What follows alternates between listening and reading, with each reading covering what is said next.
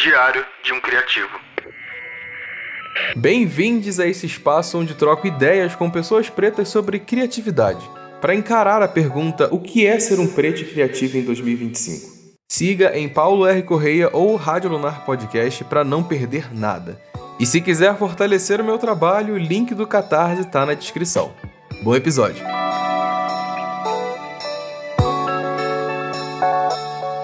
Se tem um artista que transforma saudade, afeto e cidade em som, é esse aqui. O cara que pegou jazz, misturou com R&B, salpicou um hip hop, misturou com MPB, tudo ali no mesmo berço e no mesmo abraço para chamar de casa. Hoje eu recebo o Jonathan Fer, lançando Lar, um disco que fala de memória, pertencimento e presença, com encontros de peso, tá bom? De Lucas Carlos, a nova orquestra e até mesmo texto de Pedro Bial virando faixa. É o tipo de álbum que acolhe e ao mesmo tempo cutuca. Nascido depois de perdas, terapias e um autoconhecimento profundo. Puxa a cadeira, serve um cafezinho porque a conversa de hoje é sobre sensibilidade, honestidade, afeto e música que vira morada. Seja muito bem-vindo, Jonathan. Muito obrigado, Paulo. Muito obrigado pelo convite, pelo carinho. Vai ser ótima essa conversa. Vamos falar sobre processos criativos, sobre disco, enfim, sobre vida, espiritualidade. Vai ser maravilhoso aqui estar aqui, animado. Feliz de estar te recebendo aqui, da gente poder conversar, né, sobre esse projeto, parar com calma, refletir um pouco. Acho que essa temporada tem sido muito nesse sentido de poder conversar com um pouco mais de calma sobre esses processos criativos que a vida traz. E eu gosto muito do conceito do seu novo álbum, Lar, porque ele amplia a ideia de casa para algo mais vivo, né? O lar como um corpo, como uma memória, como uma comunidade. E eu queria perguntar para você já de cara, porque para entender já isso, em que momento você percebeu que o lar não era mais necessariamente um endereço, um CEP, e sim mais esse estado de presença? Cara, a primeira vez que me veio essa ideia do lar foi quando eu fui fazer um show em Madureira. Eu sou, como dizemos no Rio, cria de Madureira, né? Cria de Madureira. Nasci em Madureira, fui criado nesse bairro que ele é tão gostoso, né? E divide um pouco tem muita cultura, ao mesmo tempo violência das malhas ali. É um local que ele é rodeado por várias comunidades ali. Eu, por um acaso, morava na comunidade da Congonha, que de todas era a mais tranquila, assim, poderia por assim dizer, de tantas violências assim, era que menos. Porque também acho que naquele período, hoje está diferente, mas naquele período, o tráfico de drogas lá nessa comunidade era meio fraco, assim. Ela não Uhum. dava muito dinheiro, não dava muito lucro, digamos assim. Então, tinha menos, as inserções eram menores, assim, e tal. Então, eu morava de frente à Boca de Fumo, inclusive, assim, na última casa, assim, ter esse lugar, ao mesmo tempo que eu coleciono momentos muito felizes, muito alegres, eu tive uma infância maravilhosa de correr, de brincar, de soltar pipa, de jogar bola de gude, enfim. Então, essa primeira memória do que é um lar, eu Uhum. tenho desse afeto com meus irmãos, éramos 5 filhos, e aí juntava os filhos dos vizinhos também, que iam todos lá para casa, tal. Meu pai saía para trabalhar e não era dona de casa ali em tempo integral. Ao mesmo tempo que ela fazia os corre dela, trabalhando de venda aqui, acolá, vendendo Avon, Natura, essas coisas e tudo mais, mas estava sempre ali de olho. E eu, ao mesmo tempo, eu sou mais velho, acabava que eu tinha uma responsabilidade também de estar ali brincando e cuidando. E aí, eu saí de lá já tem acho que uns 13 anos, talvez, que eu saí de Madureira e tal. Fui sair de lá para buscar outras oportunidades, que Madureira já não me comportava, essa coisa de sair, tem que pegar e tá longe, aí tem que voltar correndo, porque, enfim, aí me mudei. E aí, em 2023, 2022 para 2023, eles me chamaram para fazer um show em Madureira. E eu fiquei super feliz, né, de fazer. E eu fiz uma série chamada De Volta para Casa, que ficou bem bonito, com 3 episódios que eu fiz, indo em Madureira, revisitando esses lugares, revisitando alguns lugares que eu tinha ido, sempre com o final um pouco falando sobre essa aura filosófica de como é que é voltar para casa. E aí comecei a pensar um pouco sobre essa ideia de lar, mas ainda muito, de uma forma muito embrionária, né? Sobre o que é o lar, o que é o território. Na verdade, Paulo, comecei a pensar primeiro sobre o que é o território, porque eu falava assim, nossa, Uhum. o território é de fato o espaço físico ou o território, esse espaço imagético, cultural que habita dentro da gente? E é Boa. assim, você está falando agora, um pouco antes da entrevista, né, que você é de Niterói ali. Você pode sair Uhum. de lá e tal, mas tudo que foi moldado em você, no aspecto cultural, emocional, as vivências que você teve em todos os campos da sua vida, espiritual, emocional, afetivo, elas ficam grudadas em você. Você pode morar na França, mas assim, você ainda vai ter Niterói Sim. ainda é permanente em você. Então, A gente eu sempre come... carrega, né, o lugar sempre de onde a gente carrega, vem. exatamente, esse é o ponto. Então, eu não necessariamente, porque durante o tempo eu fiquei um pouco nessa crise, sabe, de falar assim, caramba, eu falo tanto de Madureira, mas eu não moro mais em Madureira. Será que isso é incoerente? Eu tive um momento aqui dessa quase uma crise identitária do local de onde eu estava, de eu residindo, e os novos lugares que eu estava frequentando, versus o lugar que eu habitava, e sempre referenciando Madureira como um ponto de partida, etc. E aí, quando eu voltei para lá, eu percebi, encontrando pessoas que eu não via há muito tempo, que, na verdade, toda essa história, toda essa narrativa que eu construí durante a minha infância, minha adolescência, o começo da juventude ali, ela tava, ela, ele aconteceu em Madureira, e é uma fase importante. Então, muitas coisas que eu mudei, que eu moldei, o primeiro namoro, várias coisas que eu vivi estavam grudados em mim ainda. Então, não Uhum. importava para onde eu fosse, porque o território não é o espaço físico das pessoas, porque eu até falo, né, que o que faz um território ser diferente do outro?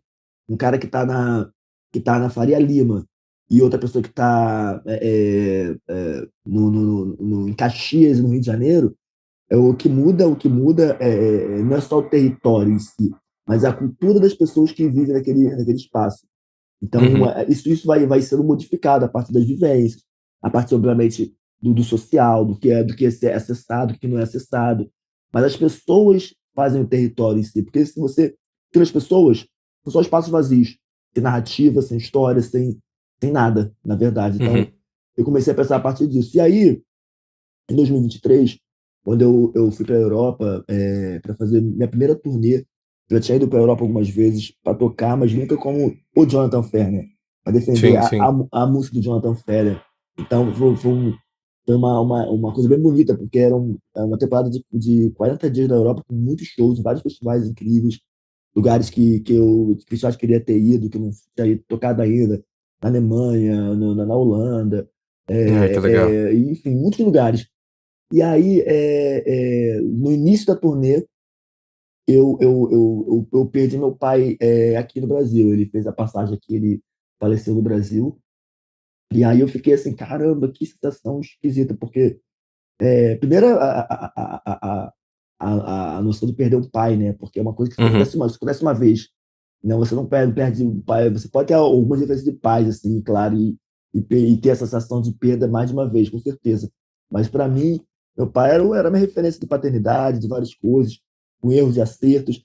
E nesses últimos 3 anos, antes dele falecer, eu tinha me aproximado muito do meu pai, tinha ficado muito amigos, assim, mais do que nunca. Então, foi uma dor muito grande e foi um misto, né, de estar vivendo um sonho, uma felicidade enorme e de repente perder alguém tão importante no meio dessa trajetória.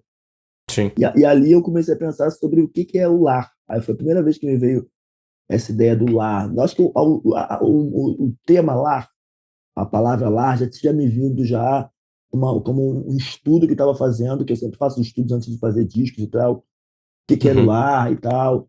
Estava lendo algumas coisas sobre território, etc. Mas aí, quando eu perdi meu pai, isso ganhou totalmente um novo formato, Sim.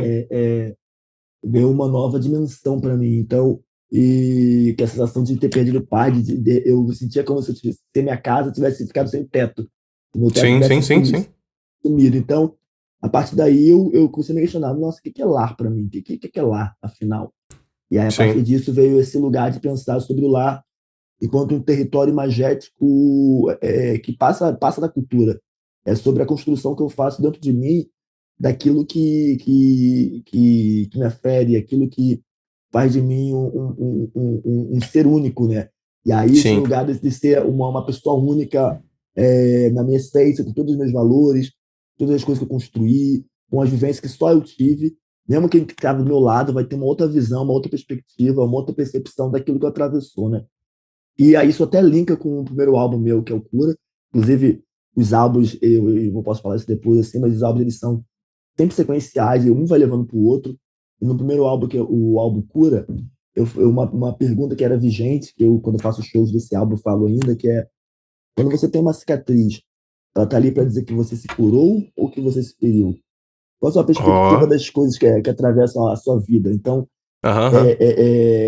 eu comecei a perceber isso, com mais nitidez, esse questionamento que estava já desde o 20 show. Desde o primeiro É, projeto já estava reverberando em alguma medida. já estava, E já. talvez você fora do país ainda, esse questionamento ele cresce porque é como se você tivesse duplamente distante do seu lar, né? Distante fisicamente Exatamente. por estar vivendo um sonho e de repente se tornou um pouco mais distante porque você também perdeu o que para você simbolizava em certa medida o Uhum, casa, o morada, o lar, né? Esse lugar exatamente. de É, conforto. essa troca de falar, pô, pai, tô em tal lugar agora. Aí eu lembro que antes de estar no aeroporto, ele falou: manda foto, tá? Vou mandar várias fotos e tal. Então, acho que essa desilusão que eu chamo, né? Porque de uma maneira como você se desiludir. É quase como terminar um relacionamento, né? Só que Uhum, uhum. que você tem várias expectativas sobre aquele lugar e sobre aquela pessoa, não sei o quê, e de repente aquilo se dilui e alguém vai embora. Então, a partir daí, eu acho que começa, eu coloco como um marco a construção da narrativa que me levou até esse álbum lá. Sim, e foi interessante você comentar justamente sobre o Cura, porque dá pra, acho que pelos próprios títulos em si, né, a gente já dá pra entender uma certa trilogia, um certo Uhum, caminho, uhum, né, de cura, liberdade e a gente chega no lar. E acho que esse processo todo ele veio através justamente de um mergulho terapêutico, né, de você sim. poder se conhecer e como a gente também tá ouvindo agora, né? O disco ele nasce desse lugar do luto. E um parênteses que eu acho interessante trazer, principalmente você como artista e figura pública, tem esse lugar de que para muita gente preta esse cuidado ainda é muito caro, sabe? Ah. É distante, principalmente estigmatizado quando o assunto é terapia, principalmente. Como foi para você abrir essa porta e que caminhos você vê possíveis que você enxerga para quem quer começar, mas ainda não sabe por onde? Bom, eu sempre falo, e parece clichê, mas acho que tem uns clichês que são tão verdades, tão repetidos, que é importante observar eles, que é sobre autenticidade. Eu acredito muito no lance da autenticidade à flor da pele. Eu até fui capa da La Oficial em 2022, e a capa, o título era Jonathan Fer, Autenticidade à Flor da Pele. Eu achei isso lindo, eu carrego isso comigo, porque ainda assim nesse espaço do território, né, o que difere alguém, o que difere um outro jornalista do Paulo? O que Uhum, O Paulo tem que o outro jornalista não tem e vice-versa? São exatamente essas particularidades, esses lugares que são só dessa pessoa, que vão fazer ela fazer um diferencial na sua arte e no mundo. Eu acho que primeiro no mundo, eu penso muito que a gente veio para mudar o mundo, para transformar o mundo. E aí eu não falo de mudar o mundo nesse lugar heróico, nossa, eu vou mudar o mundo. E porque o mundo, na verdade, a gente já está mudando o mundo desde sempre, né? Quem veio lá atrás, nos anos 20 ele mudou o mundo de alguma maneira. Pavimentou uhum. alguma coisa para a gente estar aqui, a gente vai pavimentar para o próximo. Uma alteração de várias coisas para que a gente tenta fazer para que o mundo seja melhor para a gente e para os próximos que vêm depois da gente. E aí, desse processo, o que faz essa mudança? É você viver a sua vida na tua integridade máxima, com autenticidade total, com seus valores, aquilo que faz sentido, sempre buscando o que eu falo, nossa melhor versão, né? E aceitando quem você é e falando assim, pô, eu quero melhorar isso aqui, precisa ser melhorado. E aí é um estado de aperfeiçoamento. Até eu gosto sempre de ressaltar isso, que A galera fala assim, ah, não sou perfeito. Aí eu falo assim, pô, ainda bem que você não é perfeito, porque o perfeito tá morto, né? Uma vez, Exato. uma vez uma terapeuta falou, Jonathan, sabe onde existem pessoas perfeitas? Eu falei, aonde? No cemitério. Tá, acabou. Tá lá, tá perfeito. Nada acontece, Nada não, acontece, nada muda. nada muda, não briga, não fica puto, não deprime, tá perfeito, acabou, tá tudo ali, ó. E é exatamente isso, né? Eu posso falar de pessoas, eu posso falar também de. Tô aqui, tem uma mesa aqui na minha frente aqui. A mesa tá perfeita, ela foi feita exatamente porque ela veio fazer.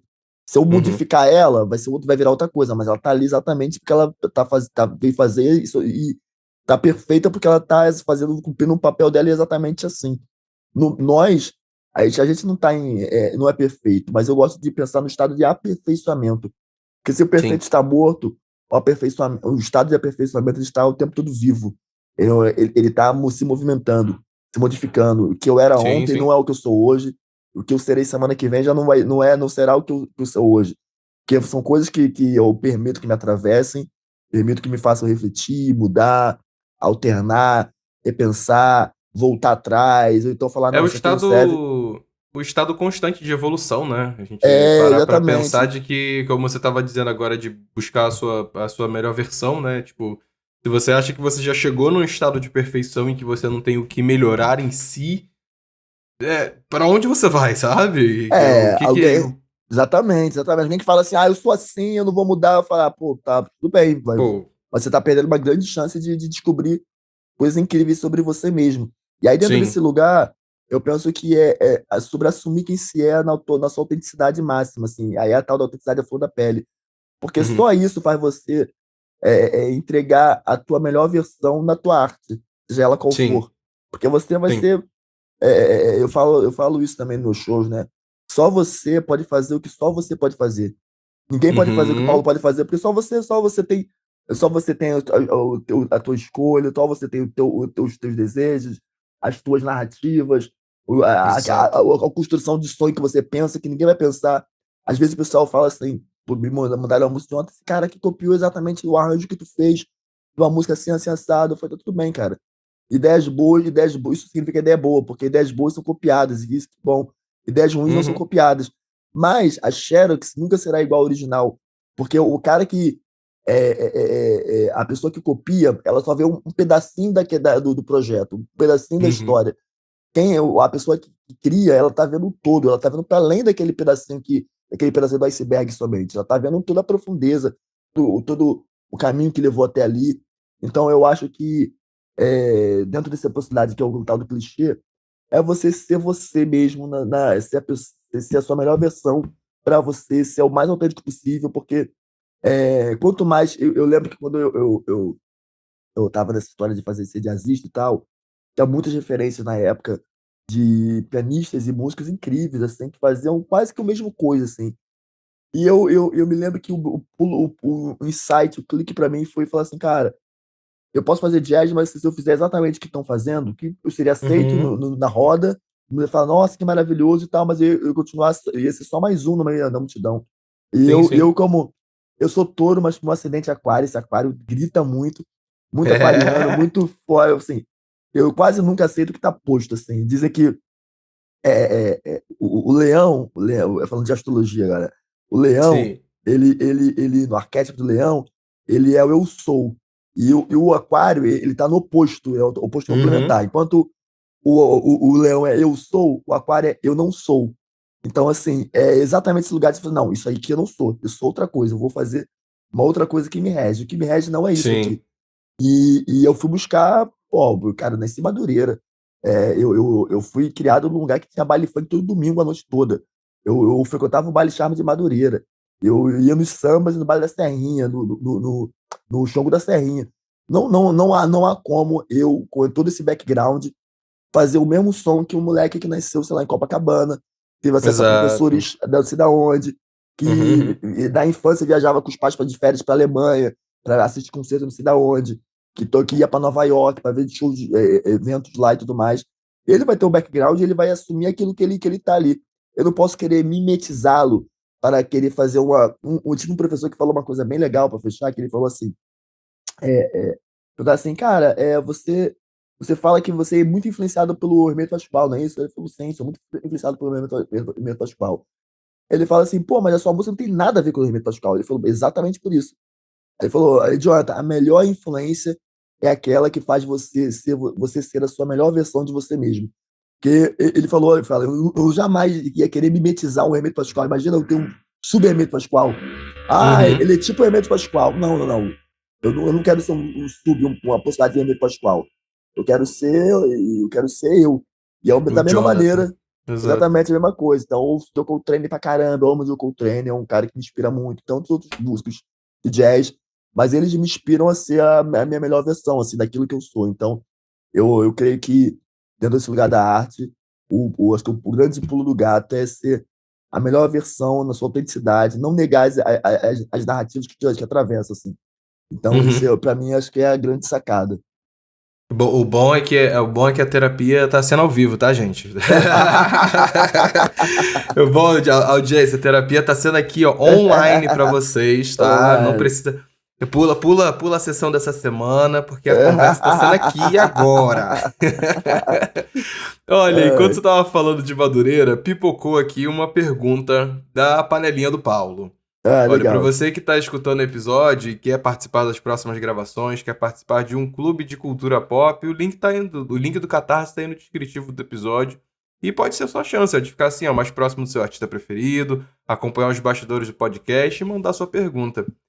O Vini mandou o seguinte, tem um pouco a ver com esse lugar aí da sua criação. Ele falou assim: onde o jazz e o piano entram na vida de um cara que vem da zona norte do Rio de Janeiro? Ele tem um ponto aqui interessante, né? Porque é isso, veio do berço do samba, dos Ah. baile blacks, o famoso baile charme. Aonde o jazz e o piano entrou na sua vida? O piano, eu falo que o piano e o jazz eles se apresentaram silenciosamente para mim. Uhum, Quando dentro ainda dessa narrativa de lá, né? Quando eu tinha uns 7 para 8 anos, mais ou menos na cidade, assim, não tenho a precisão. Eu tinha um programa muito legal chamado Pianíssimo, de um cara chamado Pedrinho Matar, que já é um pianista falecido já e tal. Eu até tive, uhum. tive uma grata surpresa de a filha dele, não, a sobrinha dele, escrever para mim falando que soube que ele tinha influenciado. Ela até me falou que Ai, que legal. ia mandar para mim os songbooks dele, os livros que ele lançou, umas partituras que ele tem lá, que ela não tinha e tal. Muito, muito carinhosa, fiquei super feliz. E esse Pedrinho Matar ele tinha um programa chamado Pianíssimo, que era todo sábado. E aí meus pais no final de semana, meu pai, era o dia de folga dele, final de semana, ele ficava com a minha mãe lá, os dois lá, namorando, não sei o quê, vendo o programa, fazia um dia de comida frita, minha mãe cozinhava a semana toda, no sábado ela fazia uma pizza, o meu pai cozinhava uma pizza, uma coisa bem leve pra gente ficar ali. Meus irmãos adormeciam, eu sempre fui o garoto mais da noite, assim, e tal. Eu ficava assistindo esse programa com meus pais, vendo, e aí recebendo o carinho dos dois, do meu pai, da minha mãe, esse achazinho dos dois. Aí tem aí vários símbolos aí que eu coloco também nisso, masculino e feminino ali, equilibrado. Essa noção de familiar, de ser cuidado pelos dois ali. Enquanto eu assistia com eles, um cara tocando piano, e ele tocava jazz, na sua grande maioria do repertório, jazz, umas coisas de bossa nova, uns standards, tipo Singing in the Rain. Ah, aí o pessoal mandava fax na época, isso aí é da antiga, eu era muito Que é moleque. da antiga. É, é o novão. E aí a galera mandava fax, eu queria que você tocasse não sei o que lá. E mandava fax pra ele. Lembra ele falar, a pessoa falar assim, eu amo o seu programa, eu durmo ouvindo o seu programa. Ele falou, poxa, você manda mensagem dizendo que dorme me ouvindo, que é isso? Brincava, ele tinha um humor maravilhoso. E eu adorava, e ali eu acho que eu me apaixonei pelo piano de uma maneira silenciosa. O piano foi entrando no meu mar profundo. E aí, mais ou menos com 9 para 10 anos de idade, meu pai comprou um tecladinho de brinquedo lá para casa. Era pra gente brincar, pros filhos, assim. Uma família grande, humilde, não dá pra ter um brinquedo específico pra cada um, né? Um brinquedo pra todo mundo divertir. E eu levei esse brinquedo muito a sério. Eu comecei a tirar as músicas do ouvido, comecei a tocar de forma autodidata ali, nesse tecladinho que era pequenininho, assim, ele cabia quase um saco de mercado. E aí Uhum. eu fiquei nisso aí o pessoal ia lá pra casa, e aí meu pai pedia pra eu tocar, toca aqui pro pessoal ver, aí o pai tocava, aí o pessoal adorava, batia palma, eu falei, opa, gostei disso aqui, hein, eu gostei disso. E aí eu convenci meus pais a me colocarem numa aula de piano na época. Depois de assistir várias vezes e tudo mais, aí me colocaram numa aula de piano. E aí nessa aula começaram a pagar primeiro mês, segundo mês, eu já estava já amarradão no piano, 3 meses, mais ou menos 3 para 4 meses, eles disseram que não conseguiriam mais pagar. E, enfim, numa família também isso, né? Com muitas coisas, muitos gastos. Ó, essa questão de uma aula de piano para o filho talvez não era uma Sim, prioridade, não era uma coisa que era. sim. Então eles falaram assim: vamos ter que parar um pouquinho, depois a gente volta, tem que melhorar, a gente volta. E eu já conhecia a minha realidade, mesmo muito novo ali. E aí eu arrumei um trampo depois da escola que eu dava.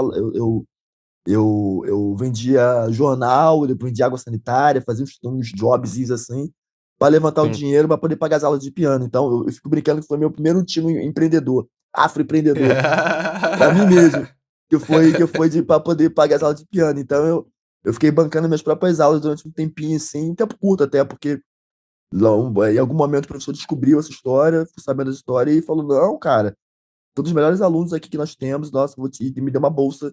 E aí eu fiquei estudando um tempão com essa bolsa e foi maravilhoso.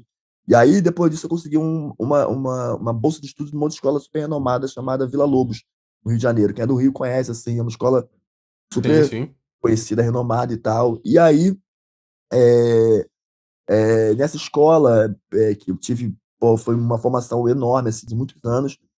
Eu tinha uma aula de um professor chamado Mauro. Ele tinha uma aula chamada. Como é que é o nome da aula? Não sei o nome da matéria, mas era uma matéria que ele colocava. Estética, é o nome da matéria. Ele botava discos pra gente ouvir, discos que ele achava relevante para nós, enquanto formação em música, para sabermos. Então, Janis Joplin, Beatles, e aí, discos brasileiros, muitos discos. E ele fazia um link. Ele falava: esse disco aqui, sei lá, essa capa foi feita por fulano. Aí linkava com outro disco, também fez aquele disco que eu trouxe pra você aquele dia. Então, foi o mesmo cara que Uhum. fez a capa. O baixista que tá tocando aqui é o mesmo baixista do instrumento do disco tal. Ah, que Então legal. ele fazia um link, um overall do disco, assim, bem legal. Então a gente botava a gente imerso dentro do ambiente do disco, com a proposta do artista, o que o artista era e tal. E depois ele tocava o disco pra gente ouvir o disco. E ele ia comentando ali e tal. E aí, nesse dia, teve um dos dias que ele colocou o A Love Supreme, do Joe Coltrane, que pra mim é uma obra, ó, concura, assim, do jazz, assim. E que também eu falo que recentemente eu li o livro do A Love Supreme, que eu recebi, inclusive, do Bial de presente, e Perfeito. fala dessa história do Joe Coltrane até chegar nesse álbum.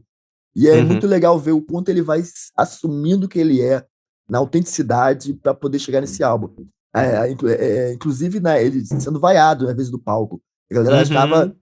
tava no momento de um jazz mais do outro perfil, ele trouxe uma outra coisa totalmente revolucionária, que hoje todo mundo segue, mas que na época a galera falou assim: cara, isso é muito louco. E várias vezes tem um relato dele tá tocando com Miles Davis na França e a galera, metade do público vai a ele, que não entendeu a história. Então ele faz esse disco, e aí, voltando, né, quando eu vi esse disco, eu pirei. E eu me lembro, Paulo, que nesse dia eu cheguei um pouco atrasado, eu não peguei a narrativa do disco. Eu já cheguei Sim, no sim, play sim. já. Vamos voltar a Aham. tocar? Então, ele botou o play, começou a tocar aquele lance, eu falei: caraca, que é isso? A mente explodiu assim. Puf. Mano, explodiu porque eu tava acostumado a ouvir canção. Refrão, estrofe, refrão, aí você pode ver como Aham, solo aham. aquilo. Mesmo jazz pra mim, que eu tinha uma ideia mínima do que era jazz, eu não tinha esse lugar dessa música totalmente disruptiva, com solo, não sei o quê. Foi catarse, é a palavra que eu uso. E aí, no dia seguinte, eu voltei, eu tinha aula na escola de música, tinha um tempo livre, fui na biblioteca, tinha uma biblioteca maravilhosa, nessa escola de música. E aí eu falei: eu queria. Você tem aquele disco do Joe Coltrane? Ela: a gente não tem esse disco não, mas você tá procurando jazz? Eu falei: jazz e tal. Então, tem outras coisas aqui de jazz. Aí nesse dia, eu me lembro de ter me dado coisa de Miles Davis, Hermeto Pascoal, que eu não conhecia até então. E depois também, por acaso, foi tema depois, um tempo depois também, desse professor também na sala de aula, Hermeto Pascoal. Arthur Maia, que era também de Niterói até. Uhum. É, cara, uns 4 discos assim, e eu passei a tarde ouvindo os discos e assim: caraca, meu irmão, que é isso? E aí dali eu acho que foi quando o jazz se apresentou pra mim. Então, o Uhum, uhum. piano, o piano apresentou primeiro, quase foi como assim: o jazz vai, piano, vai primeiro pra ele se identificar com a música, ele vai inteirando, e aí Piano, quando chega foi, primeiro, chega prepara o primeiro, terreno. prepara o terreno, depois eu vou chegar. E quando chegou E é legal, sabe, que essa época eu tava com uns 17 para 18 anos, eu acho. E mais ou menos ali, não, 17 para 18 anos mesmo, tava nessa fase. Se não tinha 18, tava perto de fazer. E Uhum. foi na mesma época que eu fui apresentado ao rap, assim, porque é a mesma história. Ó, legal. De eu tá em volta, tinha galera que ficava ouvindo Racionais e tudo mais, mas eu não é isso, né? Eu acho que tem que ter. Tem uma parada que fala que quem tem ouvidos ouça. Então, assim, Uhum. às vezes a gente não tá. Tem um monte de coisa acontecendo com a gente não tá vendo nem E a ouvindo a gente não tá coisa. percebendo, exato. É a percepção, né, do que para um é importante, o que pro outro não é. E aí um amigo falou, pô, tem que ouvir rap, mano, não sei o quê. Aí me deu um CD que tinha várias coisas assim, de Racionais, MVB, o RZO. E aí eu coloquei pra tocar e foi quando eu ouvi duas músicas marcadas, que foi o do MV Bill, Todos Podem Me Julgar, e Negro Drama. Cara, quando eu vi aquele Negro Drama, entre o sucesso e a lama, eu fiquei ouvindo aquilo no repeat, eu falei, caraca, meu irmão, eu acho que eu sou preto. Eu Caraca, juro. caraca, eu acho que eu sou negão, hein? Eu acho que eu Caramba. sou negão, meu irmão. Eu acho que eu sou negão. Eu acho que ele tá falando de mim, cara. É de mim que ele tá falando. E, cara, e aí foi muito, muito foda, porque foi descortinando várias coisas que eu já tinha passado de racismo, que eu nem tinha me tocado que eram. Sim, Eu só tinha sido boto fé. desconforto, mas não sabia. E abriu a minha mente para ver, enxergar coisas ao meu redor também que eu não via, mano. Eu morava numa comunidade com várias coisas que aconteciam. Embora a grande maioria fosse preta, coisas que aconteciam ali que eram fruto desse histórico de a gente não aprende na escola, que de repente eu ouço os Sim, caras sim. falando e que fez todo sentido para mim, assim. Então, a partir dali eu comecei a buscar o rap também, comecei a frequentar o Viaduto de Madureira, que é um lugar de baile charme, de cultura preta muito forte, tipo, e me conectar com a Ah, que galera e saudade do tal. baile charme. Pô, foi maravilhoso. Então eu digo que o jazz me emancipou artisticamente e o rap me emancipou politicamente, assim. Então, duas músicas são muito fortes. E eu falo não só o rap, mas a cultura hip hop como um todo, assim. Sim, sim, Eu sim. fui abraçado pela cultura hip hop, então eu até tava essa semana com o André Ramiro, ele falou, mano, eu não sou rapper, eu sou o hip hop. O hip hop é a coisa. Não importa se Uhum. eu for cantar, se eu cantar ou se eu não cantar, o hip hop é meu lifestyle, assim, é a minha forma de pensar o mundo. Penso o mundo de uma maneira hip hop. Achei muito bonito isso. É muito legal ver e escutar você comentar sobre essa trajetória e ver como os gêneros e principalmente como é importante ter pessoas que te apresentem coisas novas, sabe? Exatamente. E você tá disposto a conhecer, porque você acaba podendo criar algo novo, né? A gente estava aqui falando ainda há pouco sobre esse lugar da identidade, criação do que é o você, né? Do que é essa criação da sua expressão no mundo. E parar pra pensar que se você não tivesse colocado à disposição ali pra estudar, pra ouvir, de repente um jazz, de repente um hip hop, é só parar pra pensar, gente. Dois universos que, sim, tem várias coisas em comum, mas ao mesmo tempo tão distantes um do outro, musicalmente falando, mas que quando você para e de repente consome os dois, de repente pode virar uma chave na sua cabeça pra você começar a Sim, produzir uma coisa que é mais a sua cara, sabe? sim, Eu acho isso muito legal, isso é muito interessante do processo musical como um todo, porque eu sinto que nos últimos anos, principalmente, é até bom pra também saber sua opinião sobre isso, de que no início, sei lá, antigamente tinha muito esse lugar da caixinha. Você é um artista de MPB, você é um aham, artista de aham, funk, você é um artista de samba. E eu sinto que hoje em dia existe principalmente essa nova geração dos últimos anos, que não tá preocupado em ser do gênero XYZ, que tá sim, muito mais preocupado em, cara, eu quero experimentar. Esse som ok. aqui é maneiro e esse som aqui também é. Por que que eles não podem coexistir no mesmo projeto? Exatamente, exatamente. Eu penso muito nisso também, porque não tem essa dicotomia. Acho que eu acho que quando a internet ela pavimentou a coisa, no sentido de Uhum, assim, eu me lembro de quando eu não tinha acesso, né? A gente não tinha acesso às paradas. Tinha um amigo que ele tinha um tio que ele vivia viajando e era apaixonado por música, então esse tio trazia várias coisas para o amigo, tô fiz disco para você. E ele falava, cara, meu tio trouxe vários textos para mim, vamos lá para casa para ouvir. E aí a gente ia para casa dele para ouvir as coisas que a gente não tinha acesso, assim, que não tinha uhum, uhum. YouTube. Isso muito novo, assim, isso depois, logo em sequência, eu não vivi muito tempo desse momento sem, não, mas assim, ou era rádio, que eu adorava rádio, até hoje eu amo rádio, Sim, acho rádio sim, importantíssimo, era o que chegava, assim, de descobrir artista que não tinha acesso. exato. Então isso era muito. E daí quando chega a internet, eu acho que tem um bônus que é muito legal, que você aproxima, você torna os países vizinhos, e aí você começa a ter Boa. acessar, pô, música que tá. Tô no momento agora ouvindo muito música argentina, por exemplo.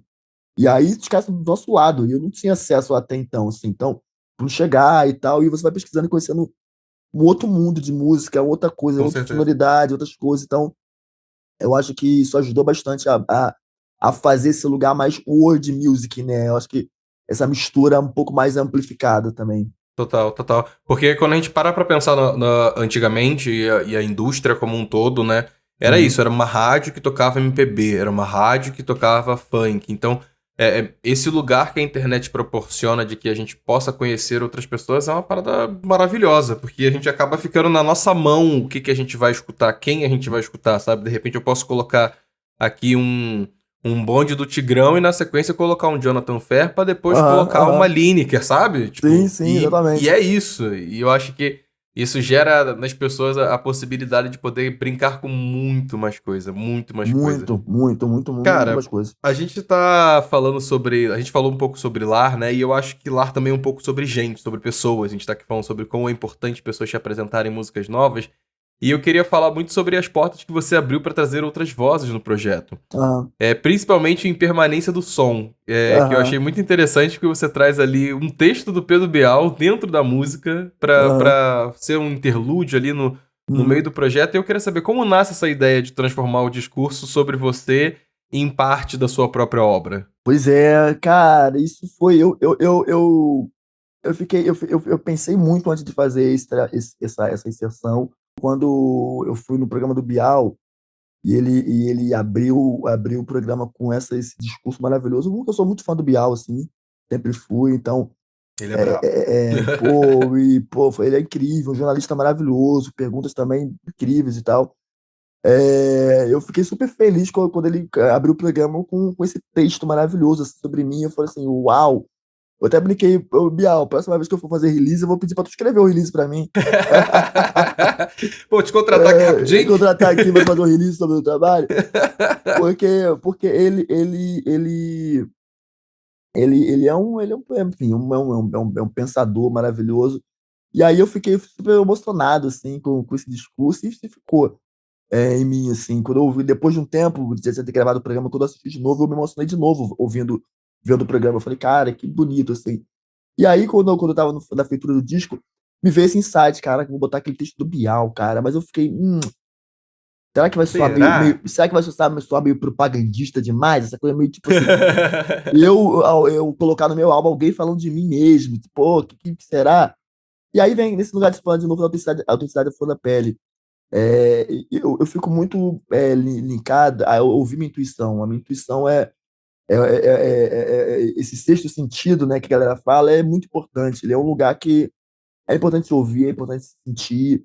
E aí veio uma vez, veio duas vezes, eu falei, cara, eu acho que eu preciso colocar isso. Aí falei com o Bial, ele falou, nossa, que legal, não sei o quê. Eu falei, vou botar, vai ser. Eu até brinquei, ele falou assim, eu falei assim, pô, vai ser Jonathan Fit Bial ali. Meu Deus, que onda, kkkk, que maneiro e tal. E aí a gente se falou e tal, não sei o quê. Aí mandei pra ele depois o resultado e foi bem assim. Eu peguei o áudio dele, é, é, é, coloquei e eu falei, cara, agora não tem uma música, não tinha composto uma música para esse momento. Até porque era, Uhum, era, era sobre o texto dele, era sobre a fala dele, não era sobre a música em si. Mas não tinha, sim. não dava pra colocar só ele falando sem nada, né? Então, sentei no piano e taquei o rec e fiz três versões de músicas que tinham a ver comigo, assim. Mas eu não gostei, eu falei, não sei se isso aqui, acho que não é isso aqui não, não sei, não gostei. Aí teve um dia que eu acordei, cara, hoje eu vou fazer isso aqui de novo, eu acho que eu sinto que tem que ter uma coisa deixa eu me conectar com esse texto aqui, deixa eu entender esse texto para além do só um discurso. E aí eu dei o play, assim, e comecei a visualizar várias coisas sobre a permanência do som, que eu acho que é muito legal que ele fala sobre, que me toca, ele fala assim, uma das coisas que me toca, ele fala assim, me parece que o compromisso dele não é com a modernidade, sim com a eternidade, a Sim. permanência de um som. E aí, olha é o interessante que eu não acredito no que as pessoas falam muito sobre imortalidade, existe o ego do ser humano de querer de não morrer, né? No sentido de, De querer estar ali pra sempre, né? pra sempre, eu vou fazer uma coisa que nunca, que as pessoas não esqueçam de mim. E é um devaneio, né? Porque todo mundo será esquecido um dia, todo mundo vai passar, tudo vai passar, não existe nada que não passe. Tudo vai passar, leve o tempo que for, ele vai. E eu digo de passar no sentido não de que é de acabar, é importante isso, não é que acaba, mas que ele Uhum. talvez ele reverbere menos. Eu brinco eu penso que quando você joga, tipo, quando você joga uma pedra na água assim, para ela fazer aquelas ondas, ela vai aquelas ondas reverberando ali. Eu acho que é um pouco disso, assim, a gente joga uma pedra e cada pedra que a gente joga, um álbum, uma frase, um conselho que a gente dá pro amigo, ele vai reverberar durante o tempo, ele vai, Com às vezes, certeza, com às vezes uma certeza. coisa que você falou pro amigo, ele, caramba, faz tanto sentido para ele que ele passa pra outra pessoa, ele passa pra outra pessoa, que Sim, de repente ele falar pro filho dele, que o filho dele nunca vai esquecer daquilo ali, vai falar pro neto. Então, assim, às vezes tem coisas que estão ecoando de pessoas da gente aí que a gente nem sabe o que está acontecendo, não é só mente a obra em si. Então, eu exato. acho que a gente está fazendo diferença no mundo de uma maneira geral com presença. Nossa presença é o que faz a diferença. Então, quando você tem consciência disso, eu acho que o processo da intencionalidade, que eu falo muito, eu boto intenção em todos os meus álbuns, nos trabalhos. Eu falo que é um trabalho de magia forte, e não que eu vou fazer uma magia, não, mas assim, porque a música em si, ela tem esse processo mágico de reverberar Sim, para sim, sim. muita gente de uma única maneira. Mas eu não me coloco nesse lugar de achar que eu quero sim, daqui a anos, um moleque que ainda vai nascer, que nem existe ainda, ouvir o álbum agora de 2025 e fala assim: caraca, meu irmão, que coisa O som atual, desse bicho. cara aqui. Fez todo sentido pra mim, meu Deus do céu. Assim, bem como eu fui impactado pelo Joe Coltrane, que tava gravando o Exatamente. Love Supreme lá em 58, 59. Ele nunca ia imaginar que um moleque dali a 60 anos, do outro lado do hemisfério, ia ouvir e Uhum. falar assim, mano, quero ser jazzista porque eu ouvi esse álbum. Então, Sim. isso tá acontecendo. Então, eu acho que isso tem mais a ver com a permanência de uma ideia, e aí permanência é sobre ficar, né? É sobre eu vou permanecer aqui, eu vou continuar aqui. E aí o tempo vai passando, e talvez aquilo em algum momento ou não faz sentido, ou de repente ganhe novos significados, novos contornos. Eu acho isso maravilhoso. Mas agora sobre a eternidade, sobre a imortalidade, sobre uma coisa que fica para sempre, é um negócio que é diferente. E aí eu acho muito legal que ele fala o compromisso dele não é com a modernidade, sim com a eternidade. A permanência, aí ressalta, a vírgula, a permanência do som. Então, Sim. por isso que eu botei o nome do disco, o nome dessa faixa de permanência do som. E Permanência do aí, som. quando eu ouvi isso, eu falei, cara, é sobre isso. Eu me toquei nisso, me conectei com isso e tentei no piano e gravei a faixa inteira de piano enquanto eu ouvi a voz dele, que é a faixa que tá no disco. Então, tem Cara, muito disso. o Biel é muito. Ele é muito brabo com as palavras, né? Ele é, ele é, Temos que ele concordar é. que ele é muito brabo nesse sentido. E você falando agora me levou para um lugar que eu já falei algumas vezes, inclusive já levei até para as minhas redes sociais, de uma teoria de que eu acho que às vezes a gente é onda na vida de alguém. E reverbera muito nesse lugar que você falou do lago, né? Quando a gente tá com uma pedra no meio do lago, de repente são Sim, ondas que vão ficar reverberando ali e que vão embora, e que vão espaçar, e que às vezes a gente perde a, a, a medida ou o sim. alcance que aquilo vai ter, sabe? Então é uma teoria que eu acredito muito, principalmente porque esse ano eu tive a felicidade de ver um amigo meu tocando pela primeira vez num set de uma festa de rap. Uhum, E ele começou a ser DJ e ser produtor musical, principalmente, justamente por causa de uma conversa que eu tive com ele anos atrás. Tipo, a gente sentado no quarto, assim, sabe? Aquela coisa bobeira de amigo mesmo, conversando. E eu virei pra ele e falei uma frase muito simples. Eu virei pra ele e falei assim, cara, você sabe que a maioria dos softwares de produção musical, que todos esses artistas que a gente tá vendo nos últimos anos, assim, estão na internet, estão uhum, online. Você pode aprender aqui na sua casa, da sua sala. Você começa a assistir uma videoaula ali, uma pessoa ensinando como usa um FL Studio, um Ableton da vida, e você já vai aprendendo uma coisa ou outra. Ponto. uhum, Foi essa a frase que eu larguei pra ele. Anos depois, lá estamos nós, numa festa no centro do Rio de Janeiro, com vários MCs, e ele sendo DJ e produtor musical por causa de uma conversa que a gente teve, tipo, como se nada, como se fosse uhum. tranquilo. E isso é muito interessante ver como às vezes a gente tá num momento de vida conversando e falando sobre uma coisa, e de repente, anos depois, a gente retorna naquilo de alguma maneira e aquilo atravessa a gente. Legal. Inclusive, isso tem até uma certa relação com a próxima pergunta que eu quero te fazer, porque tem a ver com o Lucas Carlos. Uhum. Por causa da música Tudo Que Eu Tudo Sou, que eu sou. que vocês escreveram de 2013 e de Isso. repente retornaram nela agora. E assim, o que que mudou em vocês, principalmente em você como pessoa, como artista, pra chegar nessa gravação anos depois? E uma curiosidade mesmo assim, você chegar a revisar a letra, tipo assim, ah, não, vamos mudar isso aqui pra dar uma melhorada. Como é que foi? Sim, sim, sim, sim. Essa música que escreveu, eu brinco que essa música eu escrevi quando tudo era mato. Jonathan Fé, Lucas Carlos, ninguém sabia da gente. Eu conheci o Uhum. Lucas tipo, através dos amigos de uma banda que eu tocava na época, me apresentaram o Lucas, e eu falei assim, pô, que moleque maneiro, ele tinha umas referências iguais a mim, assim, parecidas. Ele tava ali andando já com o BK, que também, que é o pessoal do Pirâmide Perdida, que também tava iniciando, ninguém sabia ainda de jeito que o BK, tinha lançado acho que uma ou duas faixas, tava ali, começando, Sim. todo mundo ali, mano, aquela 2013, 14, todo mundo ali, tipo assim, cavando, buscando coisas. E aí eu fiz uma música, eu falei, cara, e essa época eu pensava muito sobre fazer uma música como produtor, assim. Eu tinha uma ideia Uhum. de o produtor que lança disco. Existia verve artística ali em mim, mas eu ainda não me assumi nesse lugar de ser artista, ou de Jonathan foi artista, mas sim o Jonathan foi produtor que lançava discos, ou lançava faixas, e ainda não tinha ideia de disco ainda, mas singles e tudo mais, com participação de cantores que eu admirava, pessoas que eu admirava, e as músicas eram minhas, arranjos meus, etc. E aí eu fiz essa música e apresentei pro Lucas, falei, Jesus, vamos gravar, a gente foi lá, gravou, fizemos a gravação toda e tal, que nós tínhamos acesso na época, e aí, na época não tinha o aparato de lançamento que eu tenho hoje, no sentido de entender sobre lançamento, como é que faz, como é que podia ser feito, e a coisa meio que perdi o time, assim, eu acho que eu perdi o time de lançamento, o Lucas começou a fazer outras coisas e tal, e eu nunca lancei, no final foi guardado, essa track foi guardada. E aí eu falei, cara, eu vou ter que ver essa track. Aí eu ouvi, eu falei, cara, essa track tá muito boa. Tinha uma coisa ou outra que eu de letra que já não fazia mais tanto sentido pra mim, então eu fui alterando e tal. E aí eu falei com o Lucas, eu falei com ele que entrou e tal, e falei, pô, vamos fazer aquela faixa. Ele, pô, manda pra mim e tal. Aí eu ficava de mandar, vamos mandar, ele sempre se encontrava, praia, não sei o quê. Aí eu falei, Lucas, agora vai rolar, tô gravando um disco, vamos fazer.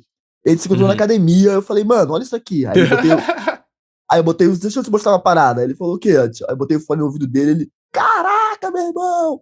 Nossa, minha voz era outra e tal, não sei o quê. Falei, mano, vamos fazer. E aí o Douglas Moda, que foi um dos produtores que assinou o disco também, trabalha com o Lucas também, aí a maioria das coisas são ele quem faz com o Lucas. E aí eu falei, pô, vou fazer, mostrei pro Douglas, eu disse, cara, essa parte tá foda e tal. A gente foi e gravou.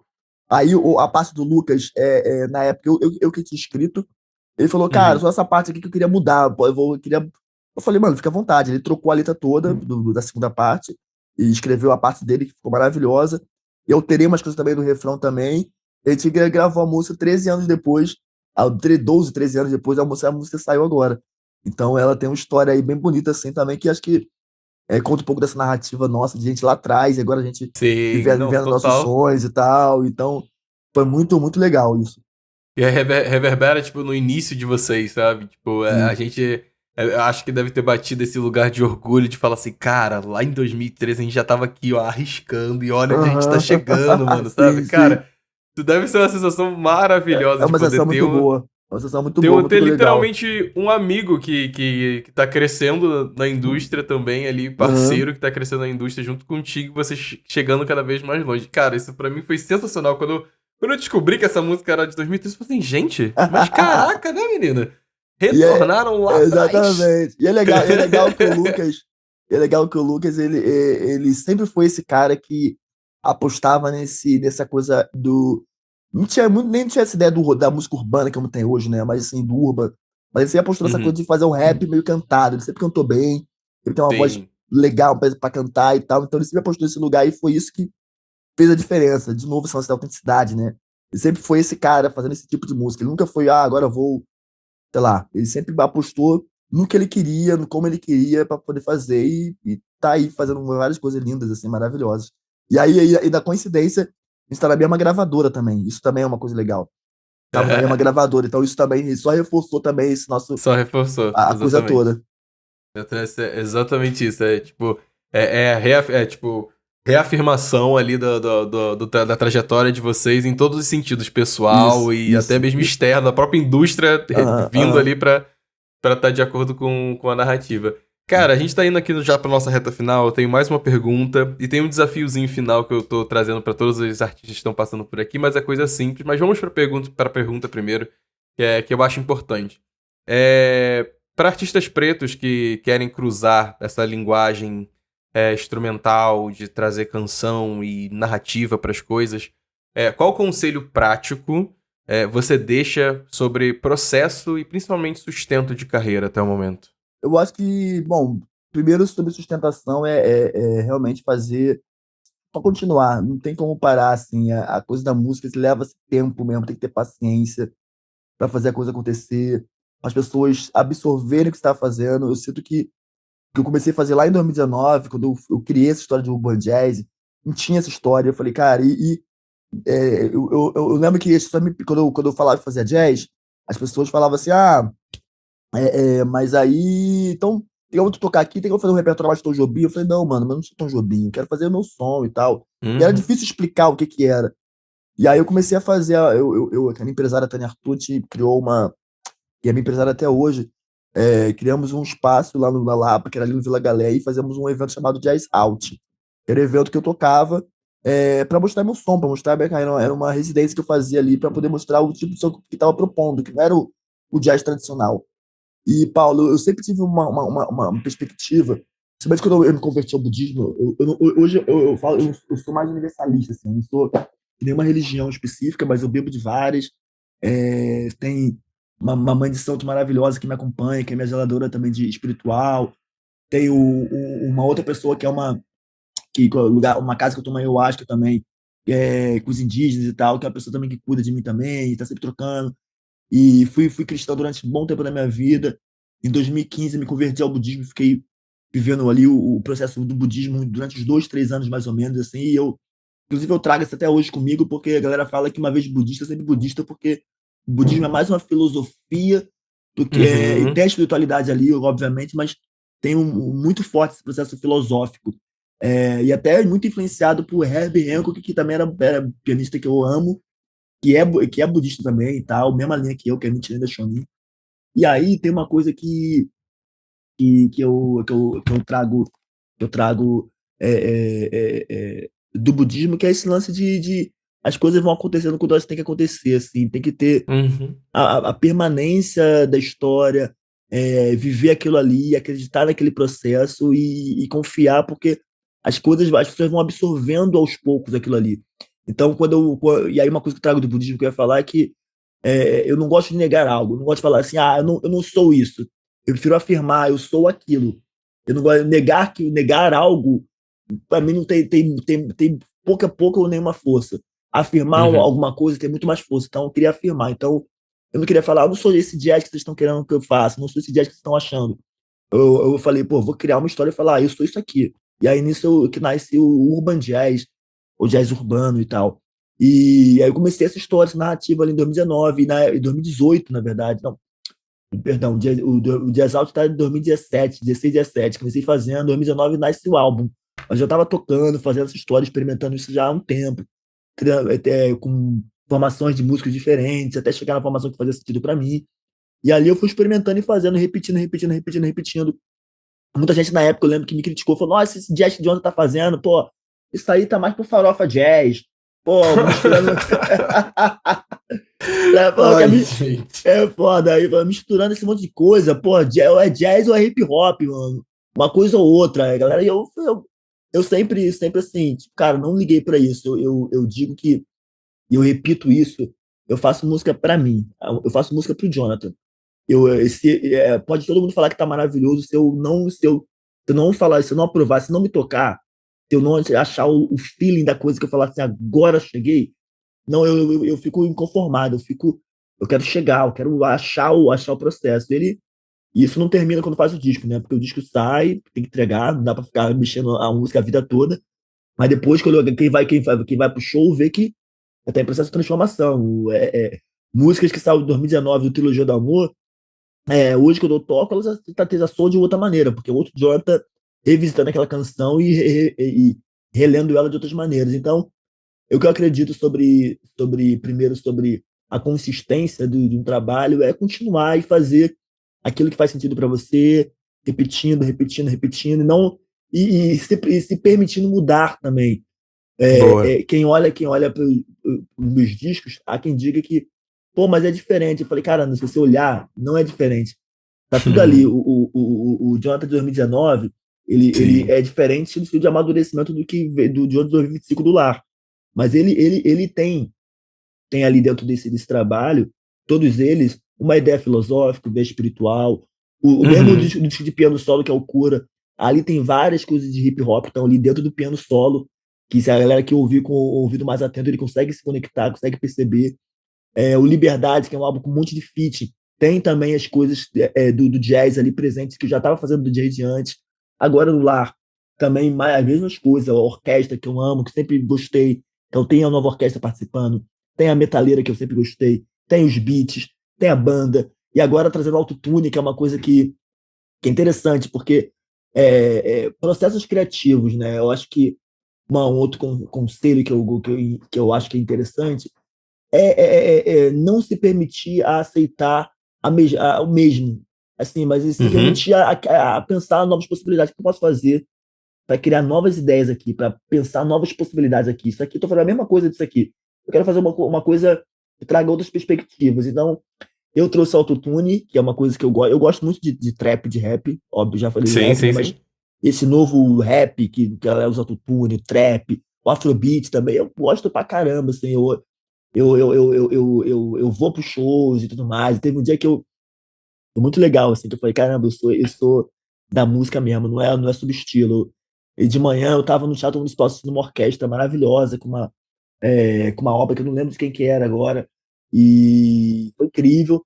Depois saí de lá, fui para um samba, com a galera curtiu o samba a tarde toda. Aí cheguei em casa à noite, pessoal, cara, vai ter um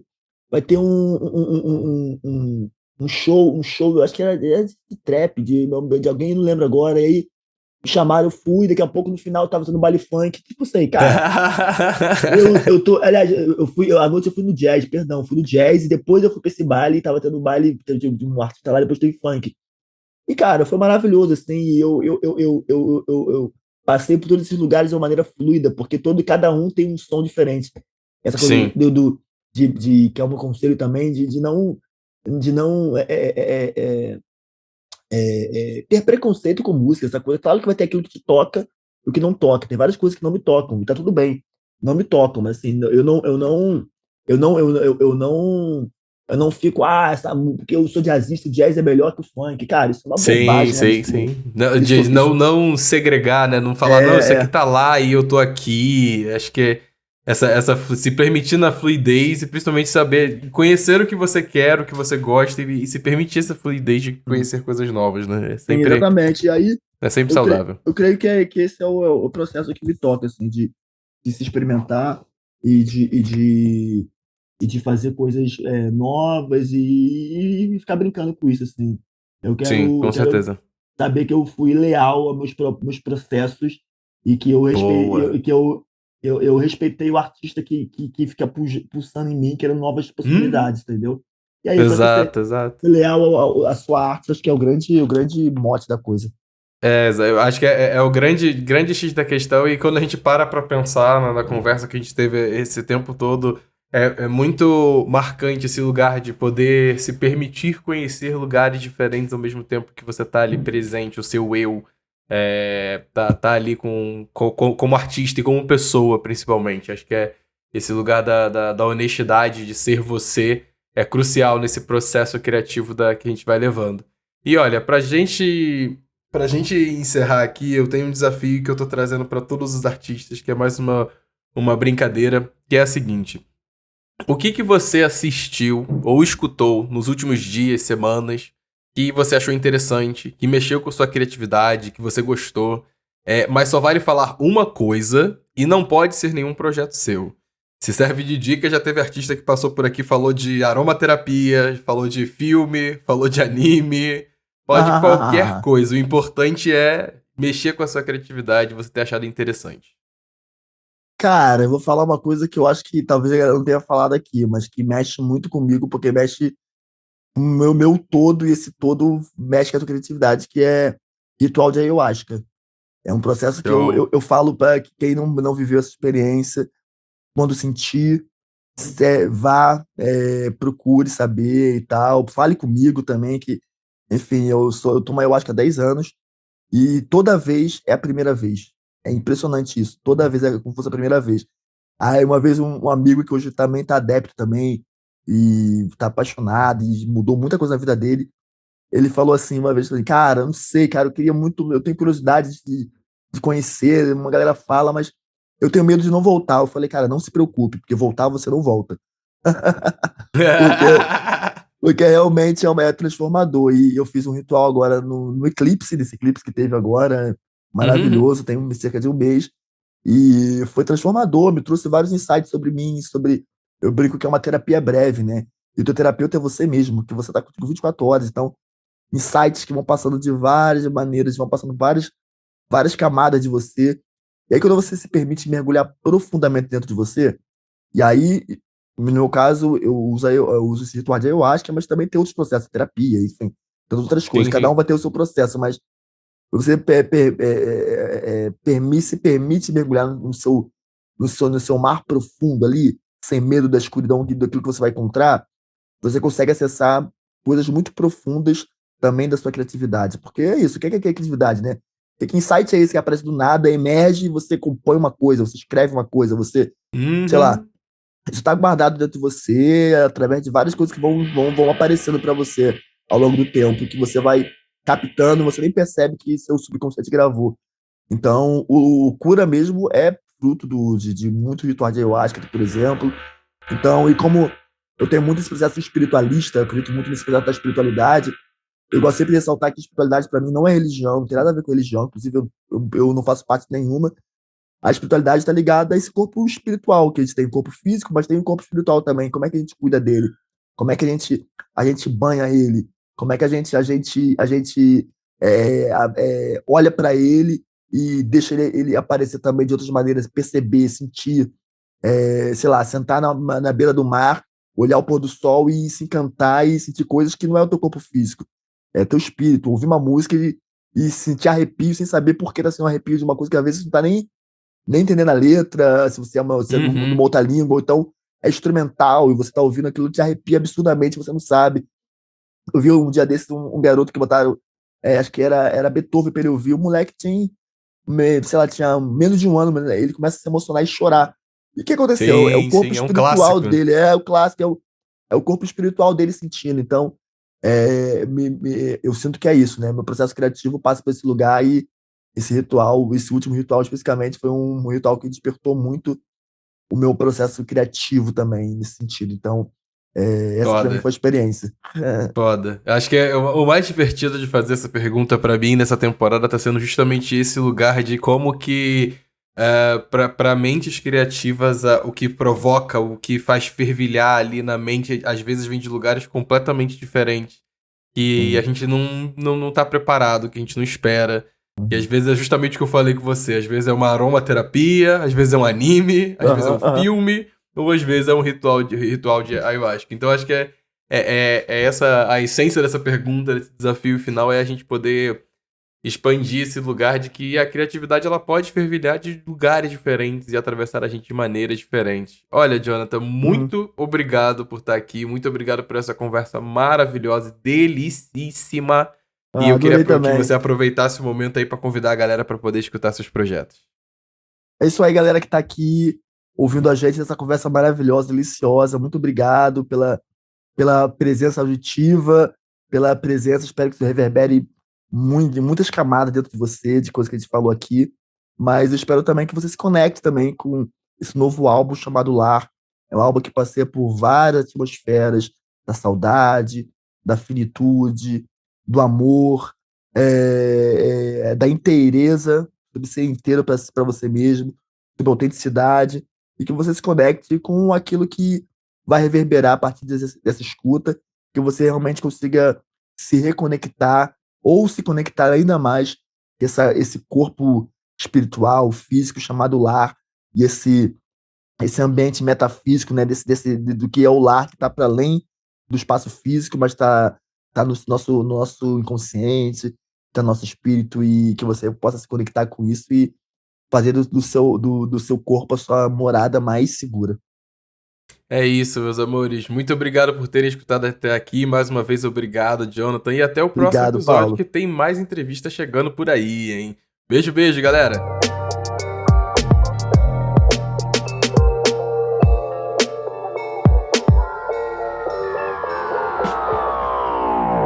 E você escutou mais um episódio produzido pela Rádio Lunar.